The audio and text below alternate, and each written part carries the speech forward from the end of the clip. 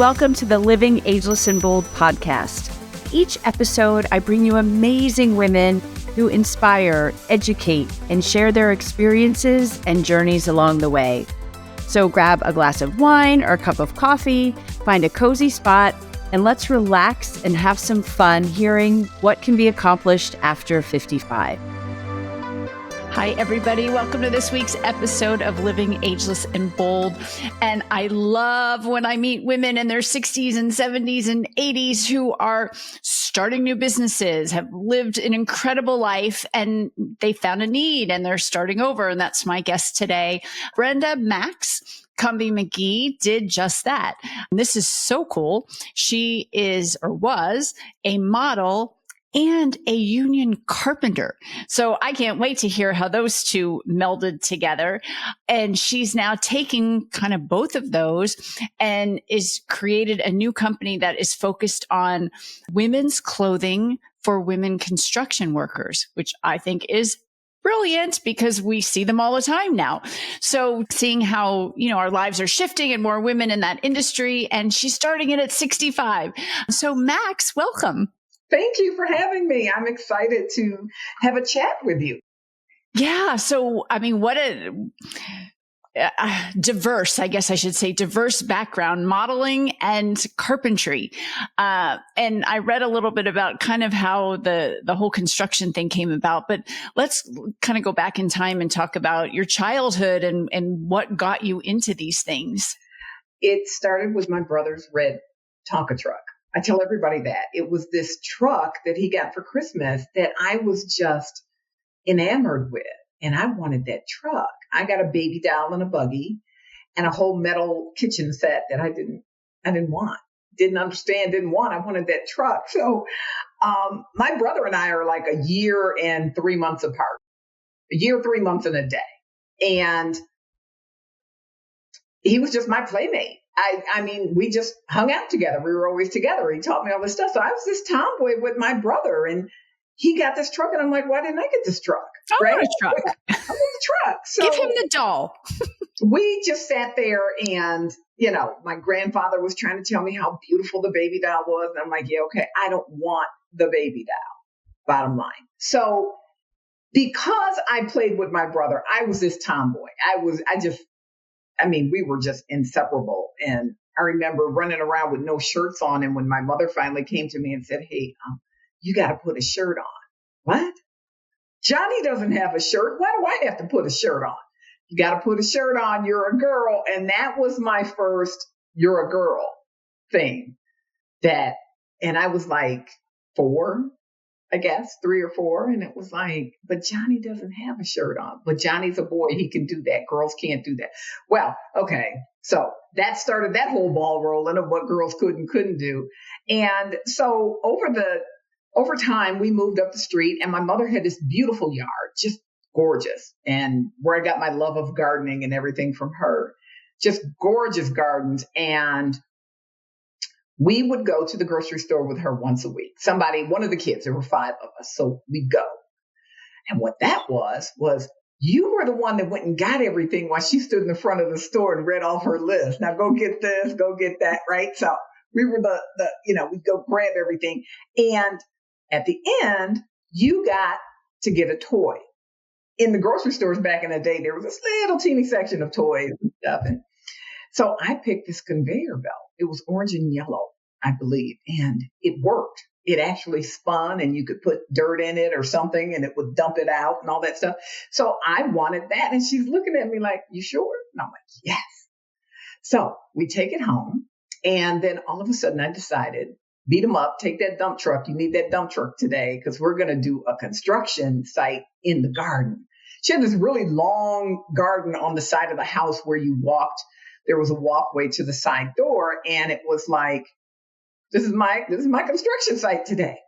I was out there for hours. She would come and check to see if I was still there. I was out there for hours with this thing, moving her bulbs I would dig them up and move them from one end of the garden to the other, and dirt going in it. I was content, but I didn't even realize that at that age, I was, in elementary school. At that age, things were starting to cook about who I was and what I like to do, right? And getting my hands in dirt was one of them. Playing with trucks was another. Making a site and being the project manager. I just didn't know I was the project manager at the time. And then there was this love of clothing. My mother could dress. When she got dressed up to go out, we're talking this mid 60s, late 60s. She had the dress, the matching shoes, the long gloves. They were either the short wrist gloves or she had the opera length gloves, and the hats, the purses. And oh my God, I just loved them. And some of them were sparkly. There were things on it that made them sparkle. So I'm sneaking in her closet playing dress up. She had a guest room that she had her stuff in because the closets were kind of small in our house, but she had her stuff in there. But I would sneak in this room that we weren't allowed in and I'd go play dress up. And I just loved her. I love these two sides of you. So you spend the day outside. Yeah. With your truck and your conveyor belt, digging up your mother's garden, and then she goes out and you go sneak in her closet and play dress up.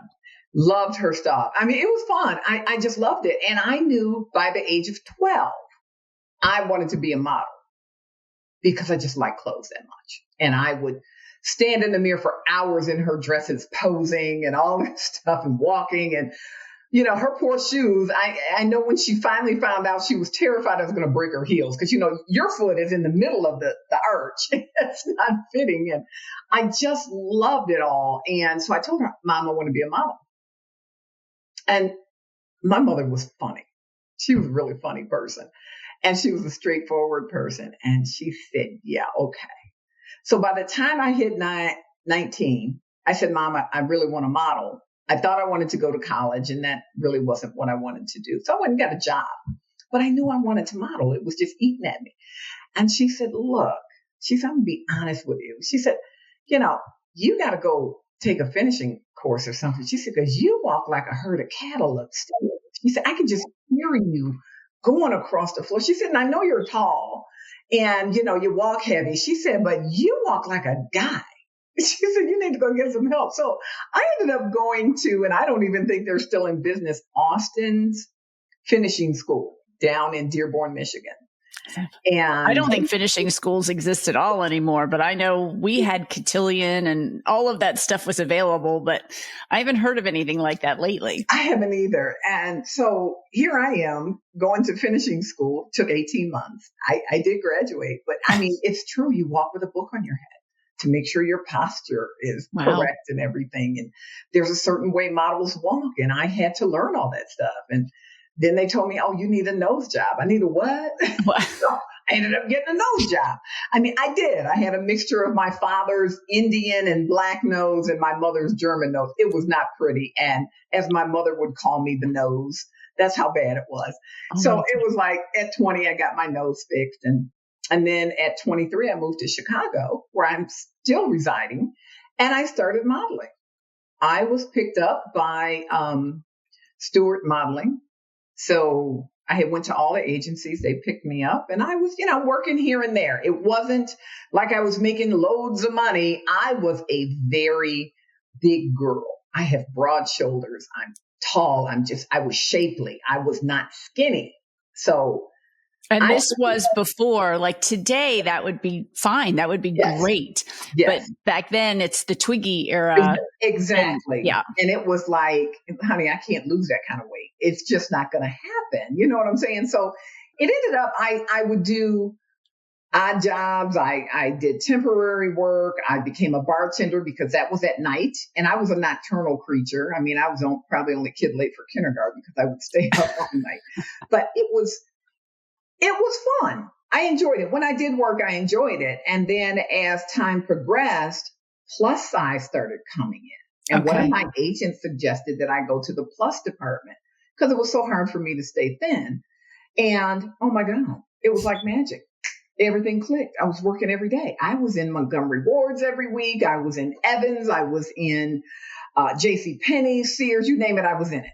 I was doing all that because, Chicago was a huge catalog town at one point. Yeah. And so I was doing all this weekly ads that you would see in the paper, and people were like, oh my God, I see you in the paper all the time. Yep. Yep. It was great. It was fun. And it was fun because we got to eat on set. Skinny girls didn't get to eat on set. So we would sit there while we just with bagels and cream cheese and just harassing their brains out about, oh, this is so good. And they were like ready to kill us all. And so it was great at that time. But then at the age of 34, anybody who's been a model or in that entertainment industry knows you're not getting insurance, and your money is, not consistent. So you always kind of kept a job just in case, right? And I had to have some female surgery, but at that time I had started doing trade shows, and I met a gentleman by the name of Larry Cooper. He was the consultant for Anheuser-Busch, and I was on his booth, and we just became fast friends, just chatting away, blah, blah, blah, blah, blah. And one day I told him how the booth was put together. And he's like, how do you know that? I said, because I'm looking at it. That's where that mechanical thing came in. That whole thing that when I took an aptitude test in, it was either junior high or high school, the only thing I scored 100 on was mechanical. So that's how my brain worked. And so he was like, oh, okay. So we're just chatting and stuff. And then when this surgery came up, I had to literally take out a loan for surgery. Oh, gosh. Yeah. No insurance, no nothing. And he knew what was going on, and he was like, okay. So my mother came up to take care of me. God bless her. And she's sitting at my desk in my little 1-bedroom apartment. I'm on the couch and the phone rings, and she's like, I got it. I was getting ready to get up. She's no, I got it. And then I hear her, okay, yep, yes, no problem. She can do that. Not a problem. Okay. And I'm sitting there like, who is she talking to? What is going on? So next thing I know, she hangs up the phone. And I said, well, Mom, who was that? She said, oh, that was your friend Larry Cooper. I said, okay. She said, and you're going to be a carpenter. I said, what? Oh. She said, you're going to be a carpenter. And so I turned back into that 12-year-old girl that says, okay, Mom. I wasn't going to tell her I ain't doing that. You know what I'm saying? She's like, you need a job and you need a pension and you need some health insurance. So you're going to be a carpenter. So that's what happened. I ended up going to sign up at the Union Hall with a gentleman by the name of Scott Martinez, who owned a company, DSI, and Display Services. We were in the trade show industry at McCormick Place here in Chicago. And you could either go through the apprentice program or you could have an employer hire you with the promise of training you how to do the job. And that's how I got in. Okay. So that's, on the job training constantly. And, even though you are making journeyman wages versus an apprentice wages, and the wages were still good, mind you, either way.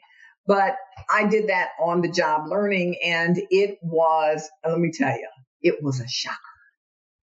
But were they looking at you like, obviously you're modeling, you're a beautiful woman, like, who is this girl? Like, what do you mean she's was a pretty chick come on the job site?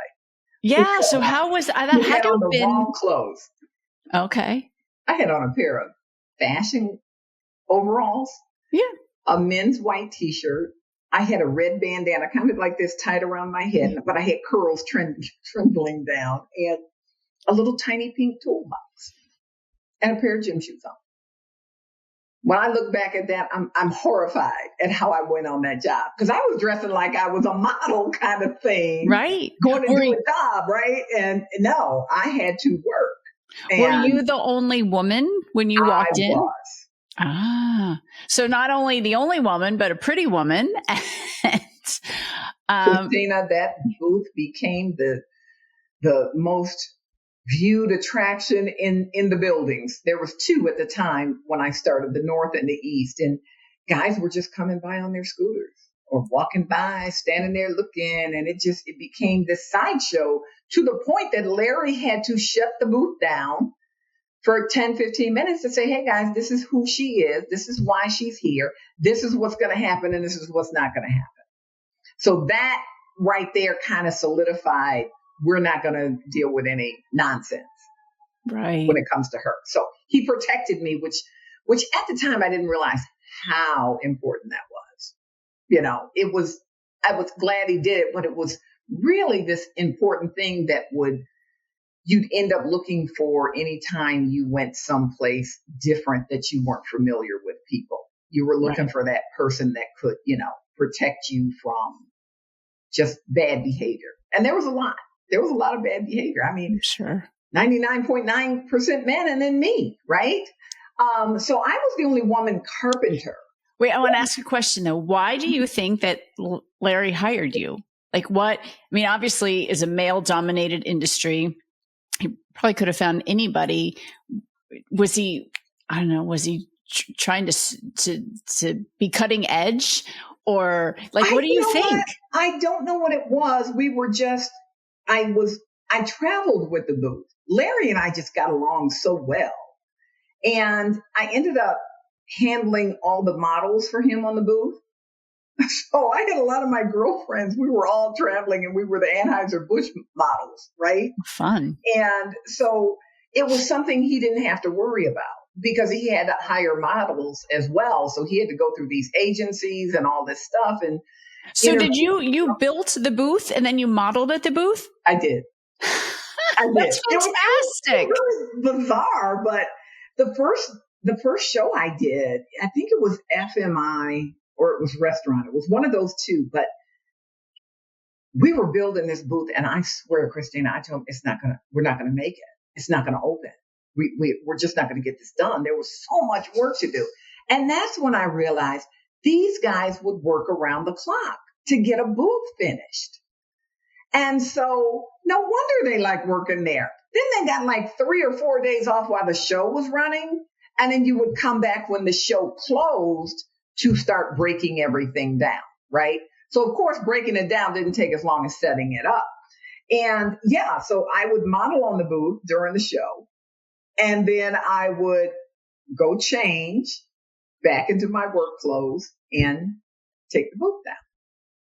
And it was cool. I actually liked it, even though I was the only woman. And there were some rude things said and everything like that. But I realized really quick, how do you present yourself to these guys? Right? That was important to me. How did I present myself? The flirtiness, that doesn't work because then they take it out of context and like, oh, she really likes me. Yeah, no, I'm just trying to get through the day.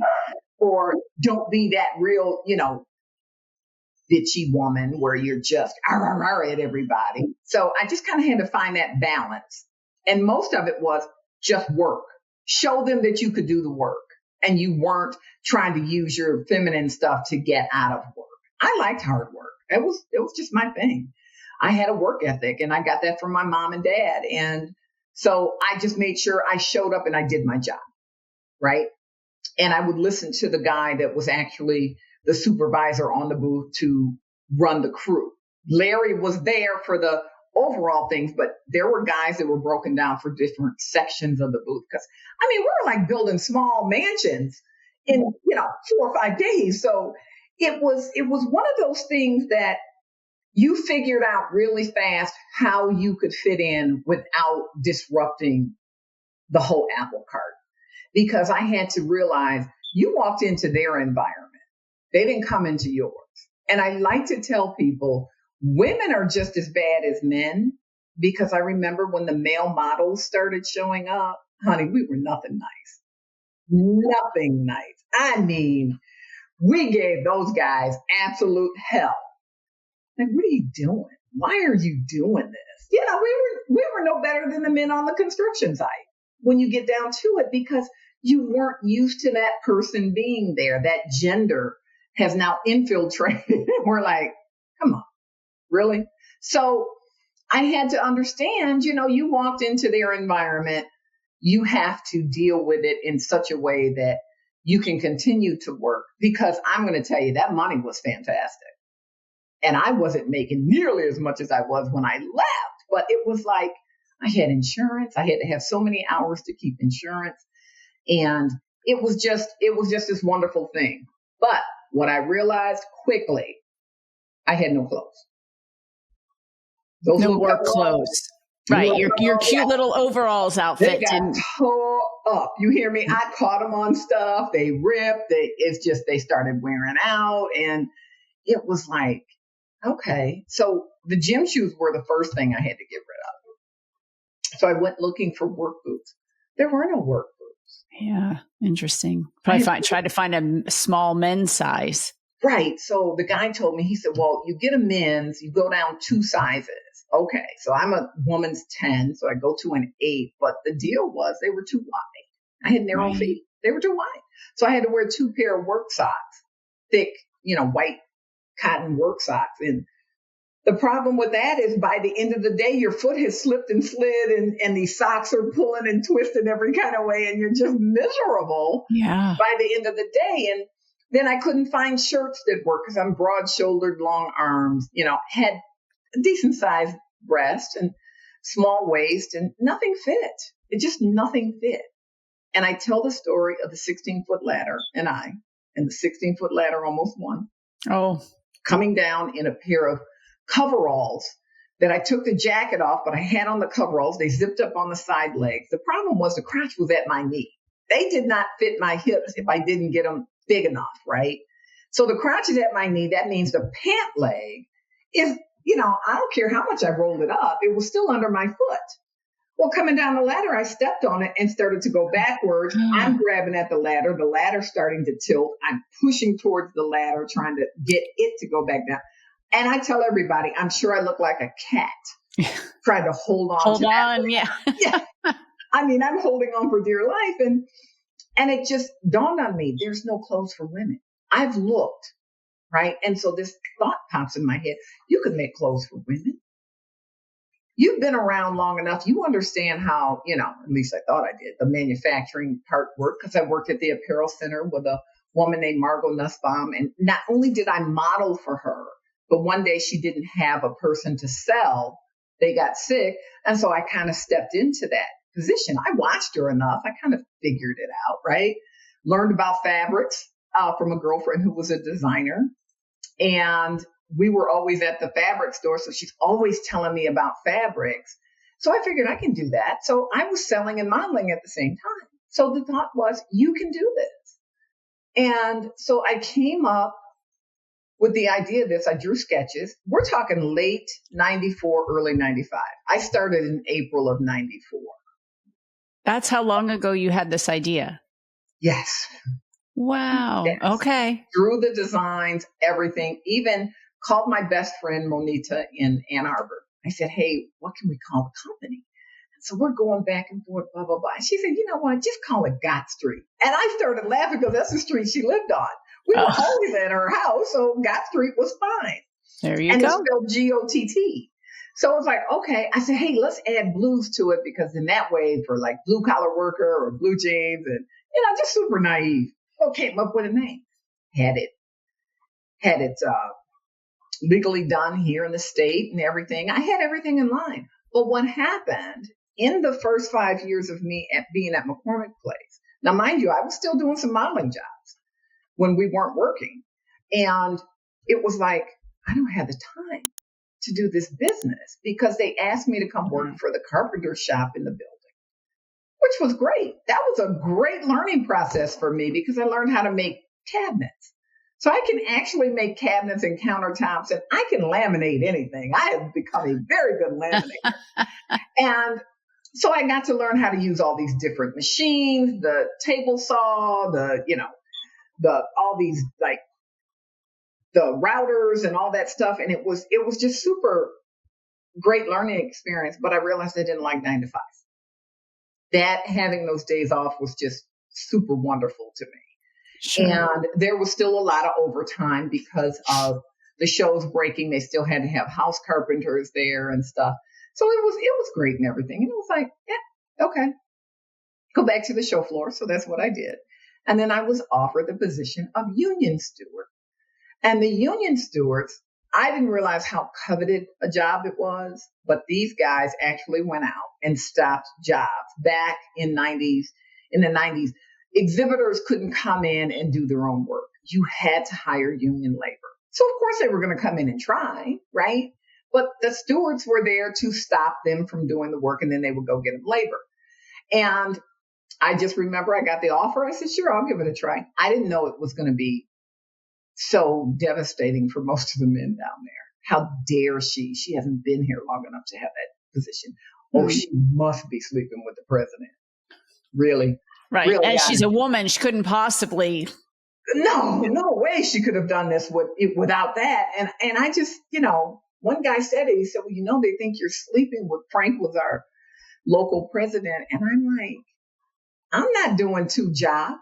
And he looked at me like, what? I said, sleeping with somebody is a job. I said, what are you talking? I said, no, I didn't sleep with him. I said, why don't we go get that person that said that to you and let's go have a conversation with Frank. Oh, no, we don't need to do that. Yeah, okay, because it was probably you that said it. But so I had to go through all that kind of stuff, but I actually became pretty good at being a steward. It was confrontational. You had to confront these people. Some of them just didn't like it. They would yell. I got a chance to yell back, and nobody said, hey, you can't do that on the job. And so, I became pretty good as a steward, and I got a lot of guys work, and I made sure that no one was doing our work and we weren't doing anybody else's work. And so that went on from my 5th year to my I thought it was 26. I'm now finding out it was my 27th year. Wow. So I did it for 22 years as a steward, and that's a long time. And I stopped modeling. Did you still model? I was still modeling. Not as much because I was so busy down there and I was making great money and I had insurance and I wasn't going to mess that up.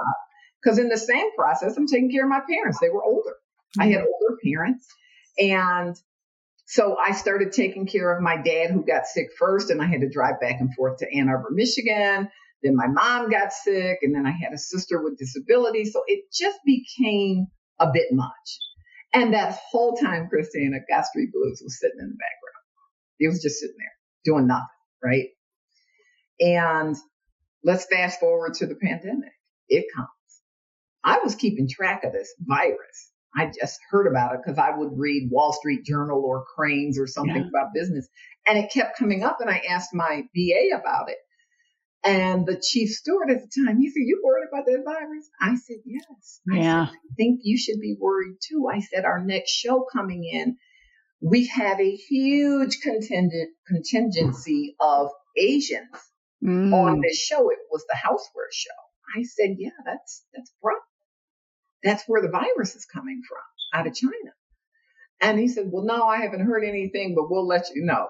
Honey, we didn't get through that auto show good.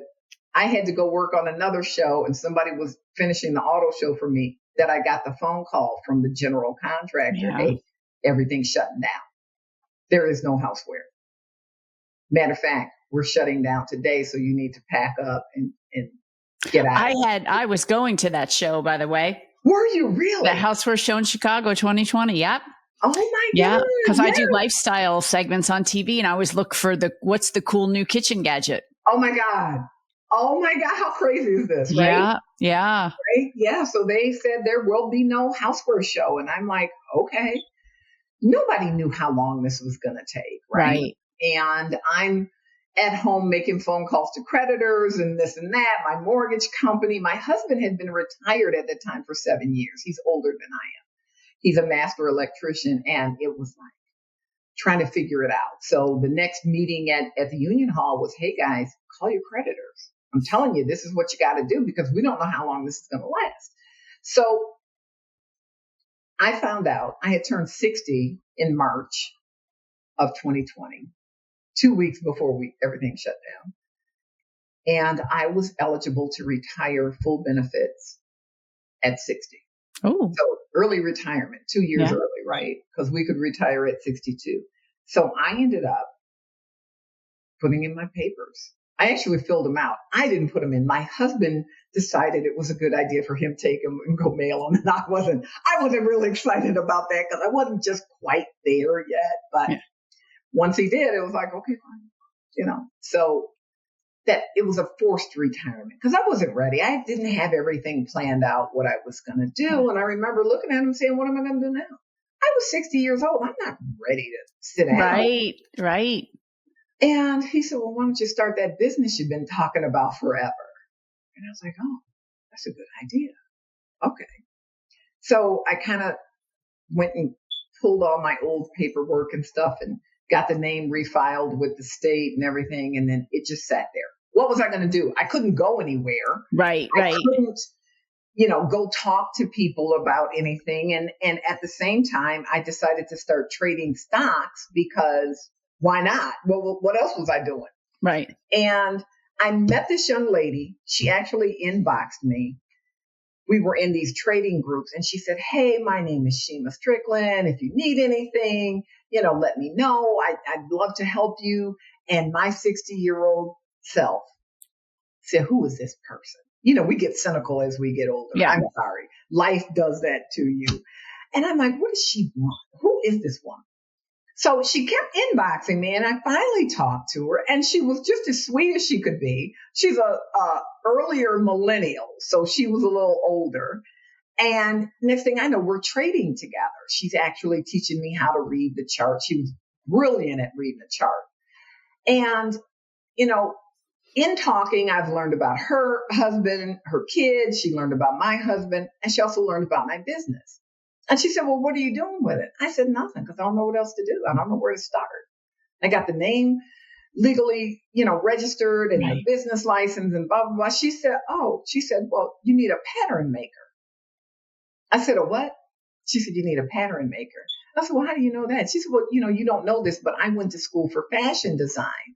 Oh. I thought I wanted to be a designer. There you go. When I got out, I realized that ain't what I wanted to do. I was like, okay, know that thing. And so I went looking for a pattern maker. And that's how the whole ball got to rolling. And I really could not deal with the pattern maker until mid 22, because that's when things really started to open up. Her business was out of her house. And I understand nobody wanted, who wanted anybody in their house at the time? They didn't know. So that was kind of 2 years lost, as far as I'm concerned. It was October of 2020 that I retired. And it wasn't until I think July of 2022 when I went and met this pattern maker and showed her my little drawings that I did. She's like, no, they're not bad. I can figure it out. So all that has gone on since, mid-July 2022. But the thing is, trying to find a manufacturer here in the States has not been easy. Right. Is that so? Are you, because I do need to wrap up and I know this is the best part of the story, but are you actually in business or you are still in the process of designing and manufacturing? I'm actually in business because I also do print on demand t-shirts and mugs and hats and things like that. So I keep people abreast on the website of what's going on with the pant. And now I realize this pant is a little bit more difficult for most people to make here. It's a lot of seaming, over seaming. So we're just doing a pivot and putting out the next products first. Okay. And so that should be out by the end of the year. Just, sometimes you just have to say, hey, I gotta go another way. Right. That's with age comes wisdom and being able to know that I always say we fail forward. That's not a failure. It's just, hey, this isn't going to work. So tell people what your website is, how they can look at it, how they can help support you. I think, again, the concept is brilliant to do that. It doesn't exist. It's definitely needed. So how can people learn more about it? You can go to gottstreetblues.com, the website, and that's GOTTSTREET Blues. And you can go, I'm on Facebook under Gott Street Blues. I am on Instagram under Gott Street Blues _ it's Gott Street _ Blues. I'm on LinkedIn. I do have a GoFundMe that's sitting there. I've gotten some traction. It kind of got lost. I had a person want me to start a Kickstarter. It was like, there's a GoFundMe. Let's just do the GoFundMe, right? Okay. And so you can see me there. And if you purchase a t-shirt or a hat, a mug, that all helps gets me a little bit closer to launching a product. So like I said, I just had to pivot, or as you said, fail forward. And I did. And so that's what me and the pattern maker are working on. And I have all the supplies. I just need them to make the pants. That's it. So I am saying by the end of the year, you'll see us out there. I love it. I absolutely love it. I'm excited. So we'll have all your information in the show notes. And Maxx, thank you for joining me. Thank you for not stopping. Like, I love this at 65 that you're just getting ready to launch a whole nother chapter in your life. So congratulations to that. And thanks for joining me. Julia Childs was on TV for 30 years, right? Like in her 80s. That's going to be me. I choose to be her. Yeah, I love it. I love it. Thank you, Maxx. Christina, thank you. Appreciate it.